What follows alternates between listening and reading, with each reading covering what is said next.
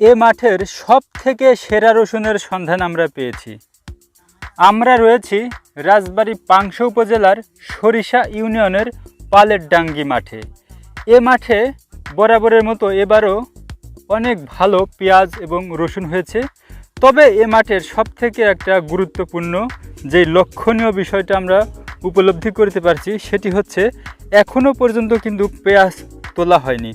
এ মাঠে কিন্তু পেঁয়াজগুলো অনেক বড় বড় হয়েছে, পরিপক্ক হয়েছে, কিছুটা বাকি রয়েছে। আর অল্প কিছুদিন পরে কিন্তু তারা তুলবে। তারা কিন্তু টাকার লোভে বা টাকার প্রলোভনে কিন্তু আগে থেকে এই পেঁয়াজ তুলতেছে না। এই মাঠের মধ্যে রসুনটা আপনার কাছে কেমন হয়েছে বলে মনে হচ্ছে? হ্যাঁ, আমার কাছে ভালোই তো মনে হয়। এই রসুনকে আপনি চাষ করেছেন? হ্যাঁ জি। এই রসুনের প্রতি আপনি সন্তুষ্ট? হ্যাঁ সন্তুষ্ট। ফলনটা কেমন হতে পারে?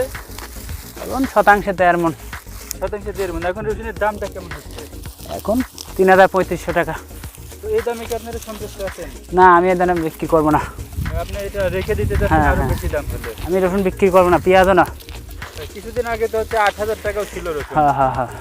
তো খরচের তুলনায় এখন আপনাদের কাছে মনে হচ্ছে দামটা কম, হ্যাঁ হ্যাঁ হ্যাঁ। এবং আপনারা এটা রেখে দিতে জি জি। এই মাঠে আমরা আর একটা ভালো একটা বিষয় লক্ষ্য করতে পারছি, এই মাঠে পেঁয়াজ কিন্তু এখনো পর্যন্ত তোলা হয়নি। এই জাত কিন্তু বার্মা। পেঁয়াজের এই রসুনের জাত আছে বার্মা। বার্মা জাতের রসুন। তো প্রতি বছরই কি এটা লাগিয়ে থাকেন নাকি এবছর? না, অনেক বছর অল্প লাগাই, এবার একটু বেশি লাগাইছি। তো ফলনটা অনেক ভালো দেয়। হ্যাঁ, আগামী 4 একটু বেশি লাগানোর চিন্তা ভাবনা আছে। আর পেঁয়াজ লাগিয়েছেন কত কিলো? পেঁয়াজ লাগাইছি 5 বিঘা। 5 বিঘা। তো পেঁয়াজ তো প্রায় তোলার সময় হয়ে আসছে না, এখনো 12, 14, 15 দিনের পর। তো এই মাঠে পেঁয়াজটা কেমন হয়েছে? মোটামুটি যাই হোক চলে।